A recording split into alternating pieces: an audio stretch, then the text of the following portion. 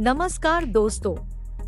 आपका स्वागत है योगेश महाजन लीगल चैनल पर। योगेश महाजन लीगल चैनल पर हम आपको प्रस्तुत करेंगे नवीनतम सुप्रीम कोर्ट के फैसलों और विभिन्न अन्य न्यायालयों के फैसलों पर और विधि ज्ञान को प्रसारित करने का प्रयास करेंगे। इस चैनल पर हम न्यायिक फैसलों के महत्व को समझाने और विधि समझौतों की युक्तियों को समझाने का प्रयास करते हैं। हमारा मकसद है कानून और न्याय के क्षेत्र में ज्ञान को आपके पास पहुंचाना, तो कृपया हमारे चैनल को सब्सक्राइब करें, घंटी आइकन दबाएं, वीडियो को लाइक और शेयर करें। दोस्तों, माननीय सुप्रीम कोर्ट की 21 फरवरी 2024 की एक जजमेंट है जो कि क्रिमिनल अपील नंबर 6607/2024 और दूसरी क्रिमिनल अपील 608/2024 की एक जजमेंट है। और यहाँ पर दोनों क्रिमिनल अपील्स को एक जजमेंट से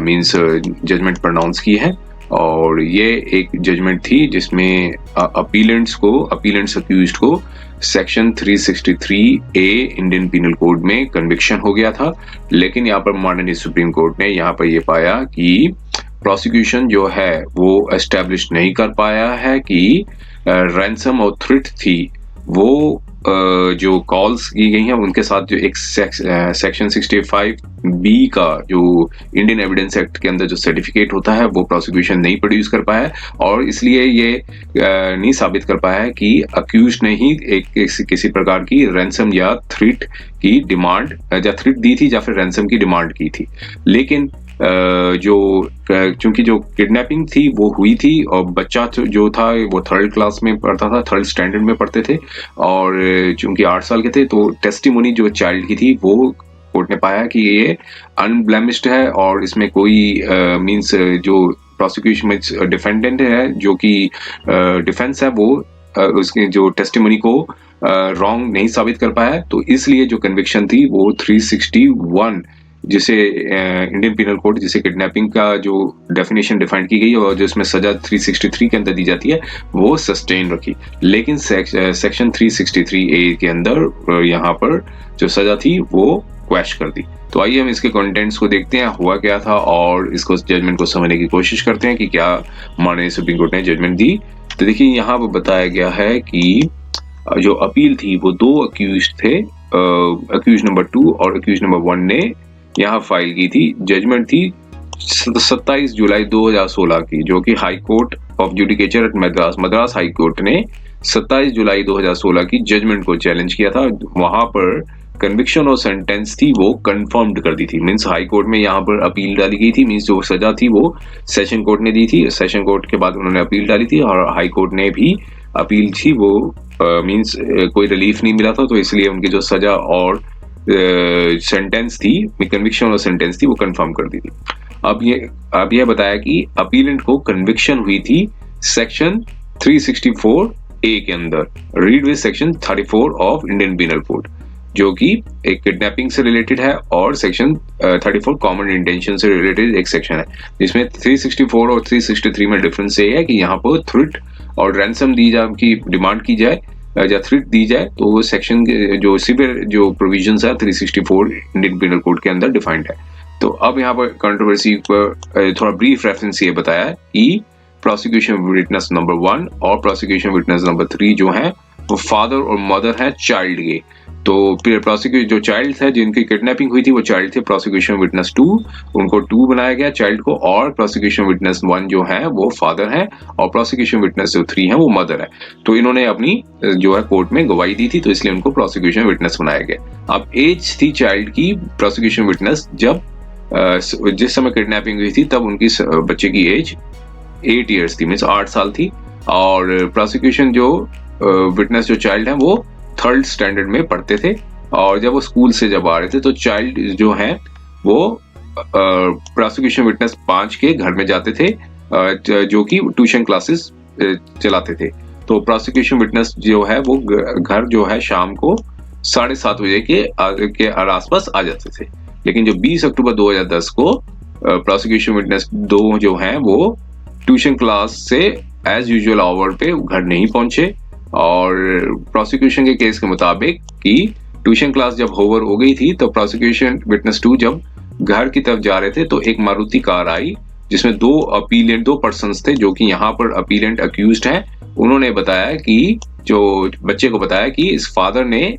एक कार खरीदी है उनके लिए, तो इसलिए उनके पास साथ जाएं, और प्रोसिक्यूशन विटनेस 2 जो है वो कार में बैठ गए और अपीलेंट अक्यूज ने उनको किडनैपिंग कर लिया। अब प्रोसिक्यूशन का केस ये था कि 20 अक्टूबर 2010 को एक पर्टिकुलर सेल फोन नंबर था, तो वहां से कॉल रिसीव हुई थी प्रोसिक्यूशन विटनेस 3 ने, जो कि receive by of A male person, जिन्होंने एक मेल व्यक्ति ने जो है उन्होंने इन्फॉर्म किया प्रोसिक्यूशन विटनेस 3 को, जो कि मदर है, और कहा कि उनके बच्चे का किडनैपिंग हो गया है और 5 लाख की डिमांड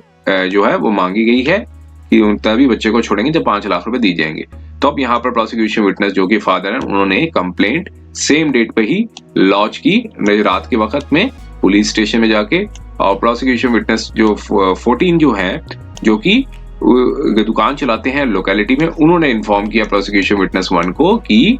प्रोसिक्यूशन विटनेस 1 और प्रोसिक्यूशन विटनेस 3 मींस फादर और मदर दोनों को इन्फॉर्म किया कि उन्होंने देखा है कि बच्चे को एक मारुति स्विफ्ट ग्रे कलर की कार में बच्चे को लेके जाया गया है, और फर्स्ट इंफॉर्मेशन रिपोर्ट जो थी के मुताबिक सेक्शन 364A के अंदर इंडियन पीनल कोड में रजिस्टर्ड की गई। और प्रोसिक्यूशन विटनेस 19 जो है वो इन्वेस्टिगेटिंग ऑफिसर है। जब उन्हें इन्फॉर्मेशन मिली तो प्रोसिक्यूशन विटनेस 19 ने वहां पे एक जगह बताई है पालीकोंडा, वहां पे टोल गेट पे गए जो कि वेलोर डिस्ट्रिक्ट में है। 21 अक्टूबर 2010 को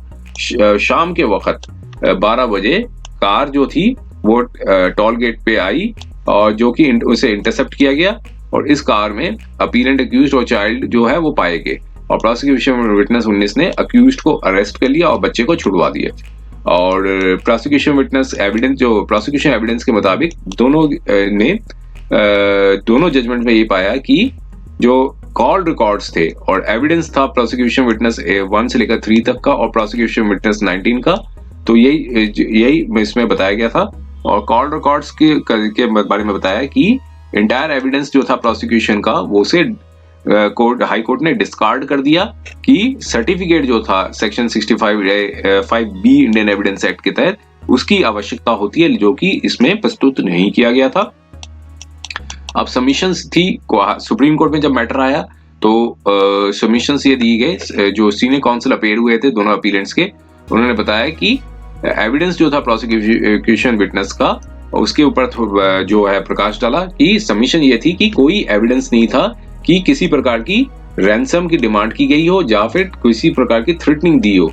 जो कि अपीलेंट अक्यूज ने कि कहा हो कि वो बच्चे को किल करना चाहते हैं और या फिर किसी प्रकार का हार्म करना चाहते हैं। तो इसलिए प्रोसिक्यूशन जो सीनियर काउंसिल है जो अपीलेंट के, उन्होंने बताया कि सबमिशन ये दी कि जो नेसेसरी इंग्रेडिएंट्स हैं 364A के इंडियन पिनल कोड के वो प्रूफ नहीं हो पाए हैं। अब एविडेंस था वो चाइल्ड का, उसको भी अटेंशन में लाया गया और बताया कि जो क्रॉस एग्जामिनेशन हुआ था जो कि अक्यूज नंबर 2 को रिप्रेजेंट कर रहे थे, उन्होंने जो चाइल्ड का जो क्रॉस एग्जामिनेशन किया तो लर्नेड सीनियर काउंसिल ने ये कंटेंट किया कि जो विक्टिम चाइल्ड है वो ट्यूटर्ड है अपने फादर द्वारा, जो है फिर जो फादर थे प्रोसिक्यूशन विटनेस 1 उनके द्वारा ट्यूटर्ड है, तो इसलिए उसकी जो टेस्टिमनी को कंसीडर नहीं किया जाना चाहिए। अब लेकिन जो स्टेट है उन्होंने अपनी सबमिशंस दी कि एक रीजनेबल एप्रीहेंशन थी प्रोसिक्यूशन विटनेस 1 और 3 के माइंड में कि अक्यूज्ड जिन्होंने किडनैप किया था वो इसलिए वो बच्चे को हार्म कर सकते हैं, तो इसलिए जो एविडेंस जो दिया गया था PW1 और PW3 ने जो इंग्रेडिएंट्स थे वो सेक्शन 364A के वो प्रूफ होते हैं। अब कोर्ट ने दोनों पक्षों को सुना और उसके बाद जो है वो अपना ओपिनियन दिया कि पहले कहा कि जो सेक्शन 361 इंडियन पिनल कोड का वो ये डिफाइन करता है कि किडनैपिंग फ्रॉम लॉफुल गार्डियनशिप, जो किसी भी बच्चे का जो लॉफुल गार्डियनशिप से किडनैपिंग की जाएगी तो उसको 361 इंडियन पिनल कोड का वो प्रोविजन अट्रैक्ट होता है। तो यहाँ पर ये प्रोविजन ये बताता है कि कोई भी इंटाइस करता है किसी माइनर मेल चाइल्ड को अंडर 16 इयर्स ऑफ एज, जो भी बच्चा 16 साल से नीचे का है, लड़का जो मेल चाइल्ड के बारे में बताया, जो भी लड़का 16 साल से नीचे का है, तो अगर वो भी लॉफुल गार्डियनशिप जो भी माइनर जो भी उसका लॉफुल गार्डियनशिप है उससे वहां से लेता है मीन्स एंटाइज करता है बिना उसकी सहमति के गार्डियन के, तो उसे किडनैपिंग माना जाएगा, जो भी माइनर और जो पर्सन को लॉफुल गार्डियनशिप से उसे एंटाइज करता है। तो यहाँ पर ये कोर्ट ने कहा कि इसमें कोई डिस्प्यूट नहीं था कि जो लॉफुल गार्डियनशिप यहाँ पर PW1 और PW3 के पास थी, और किडनैपिंग जो थी लॉफुल गार्डियनशिप से किडनैपिंग करने की जो सजा थी वो सेक्शन 363 इंडियन पिनल कोड के अंदर डिफाइंड है, और जिसकी सजा जो है 7 साल तक की हो सकती है। अब सेक्शन 364A के बारे में बताया कि वो भी इंसर्ट किया गया है इंडियन पिनल कोड में। तो वो सेक्शन 364A बताता है किडनैपिंग फॉर रैंसम एक्सेट्रा। कोई भी व्यक्ति किडनैप करता है या अबडक्ट करता है किसी भी व्यक्ति को, जो भी अगर या फिर जो भी डिटेंशन में रखता है, तो इस तरह की किडनैपिंग और डिटेंशन जो है, जो उसको थ्रेटनिंग दी जाती है कि उसको हत्या कर दी जाएगी या फिर हर्ट किया जाएगा,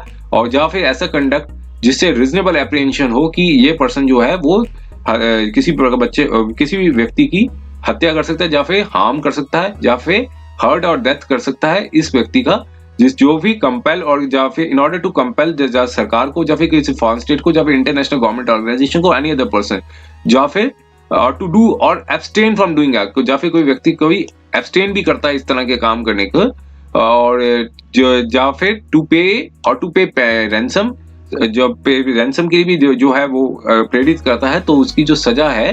वो मौत तक की सजा हो सकती है या फिर लाइफ इम्प्रिजनमेंट तक की भी सजा हो सकती है, और shall also liable to be fined. तो ये सेक्शन जो है 364A का अंदर डिफाइंड था, और इसमें जो सजा थी वो लाइफ इम्प्रिजनमेंट या डेथ तक की भी है। अगर कोई भी व्यक्ति किडनैपिंग करता है और रैंसम की डिमांड करता है, और या फिर उसे थ्रेटनिंग करता है कि हत्या कर दी जाएगी या फिर कोई हार्म किया जाएगा, तो ऐसे में जो किडनैपिंग की जो सजा थी वो मौत तक की, मींस डेथ की भी इम्प्रिजनमेंट है और या फिर लाइफ इम्प्रिजनमेंट के। तो इसलिए पहला कोर्ट ने कहा कि 364 का जो पहला इंग्रेडिएंट है वो है किडनैपिंग और अबडक्शन ऑफ पर्सन जो भी डिटेंशन में है, और पर्सन जो भी डिटेंशन में रखा जाता है आफ्टर किडनैपिंग और अबडक्शन या किडनैपिंग करने के बाद उसको डिटेंशन में रखा जाता है। तो इस सेक्शन 364 का पहला इंग्रेडिएंट ये है। और अब कोर्ट ने ये कहा कि अगर इस एक्ट को थ्रेट के साथ लगा दी जाए, मींस किडनैपिंग भी होती है और साथ में थ्रेटनिंग भी होती है, या फिर थ्रेटनिंग किस तरह की डेथ भी की जा सकती है या फिर हर्ट किया जा सकता है,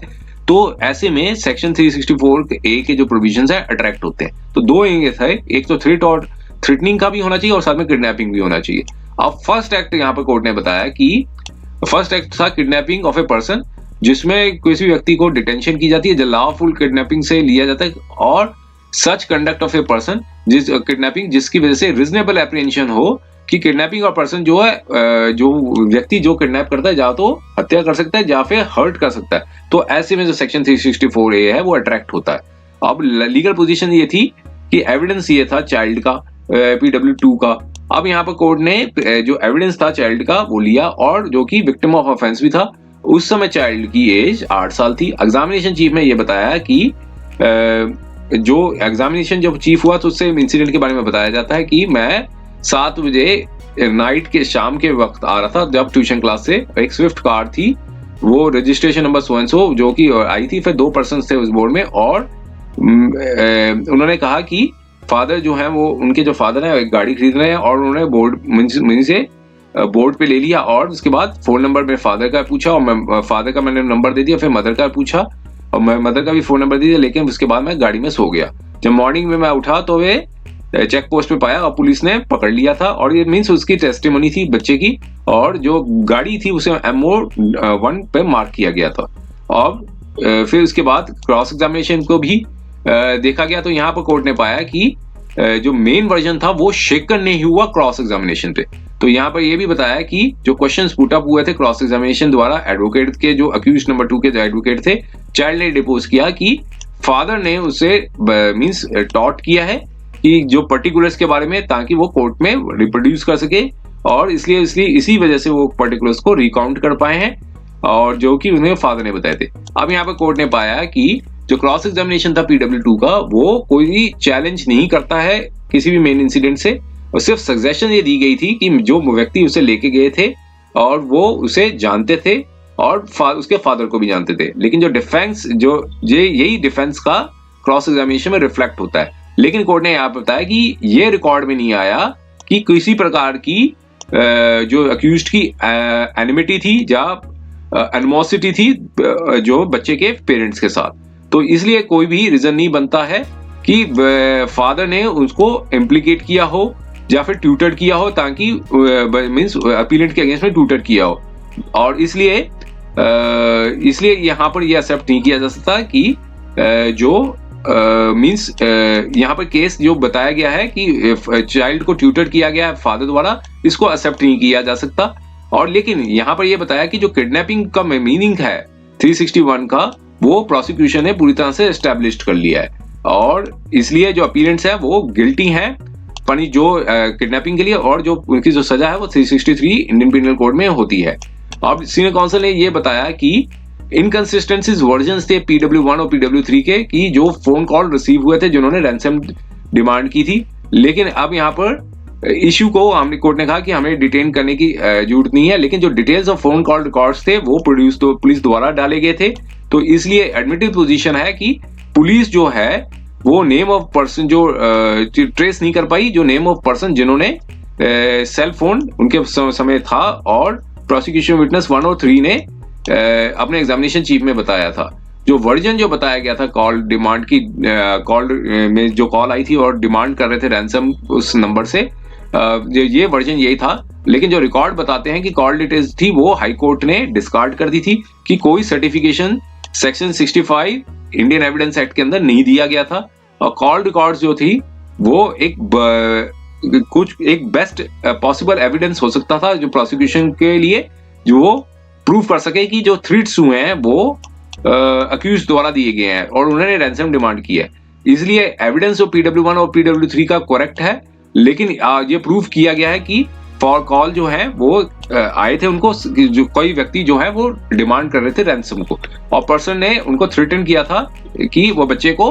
किल कर देंगे अगर वो रैंसम जो है वो ना दी जाए। लेकिन प्रोसिक्यूशन कनेक्ट नहीं कर सका कि जो अलेज डिमांड मांगी गई है और थ्रेट दी गई है दोनों अक्यूज द्वारा दी गई है। तो यहाँ पर कोर्ट ने कहा कि यहाँ पर तो साबित हो रहा है कि कॉल मांगी मींस कॉल आई थी उनके पेरेंट्स को, लेकिन यहाँ पर वो कनेक्ट नहीं कर पाए कि ये जो डिमांड थी वो दोनों अक्यूज द्वारा की गई है। और इंग्रेडिएंट्स थे सेक्शन 364 के, वो प्रूव नहीं होते हैं, क्योंकि प्रोसिक्यूशन जो है वो प्रूव नहीं कर पाया है, कोई भी कॉजिनेंट एविडेंस नहीं दे पाया है कि जो सेकंड पार्ट था 364 का, कि थ्रेट दी गई है अक्यूज द्वारा कि वो डेथ कर देंगे या हर्ट कर देंगे इस बच्चे मींस पर्सन को। लेकिन इस गिवन केस में जो थ्रेट दी गई थी वो पेरेंट्स को दी गई थी, और क्लोज रिलेटिव्स को, अगर थ्रेट पेरेंट्स को दी जाती या फिर क्लोज रिलेटिव्स को दी जाती बाय दी अक्यूज्ड एस्टैब्लिश्ड होते, तब ये केस बनता कि एक रीजनेबल एप्रीहेंशन द्वारा कि पर्सन ने किडनैप किया है और उन्हें नहीं डेथ और हर्ट जो है वो कॉज टू देम।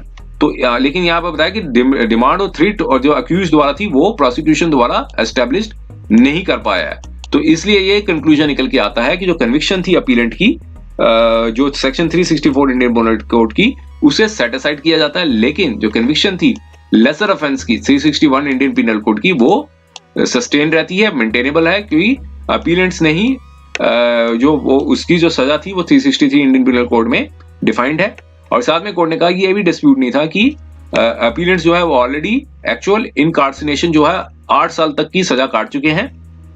और maximum sentence 363 Indian penal code में 7 साल तक की होती है विद फाइन, और अपीलेंट्स जो है वो मैक्सिमम सेंटेंस ऑलरेडी काट चुके हैं।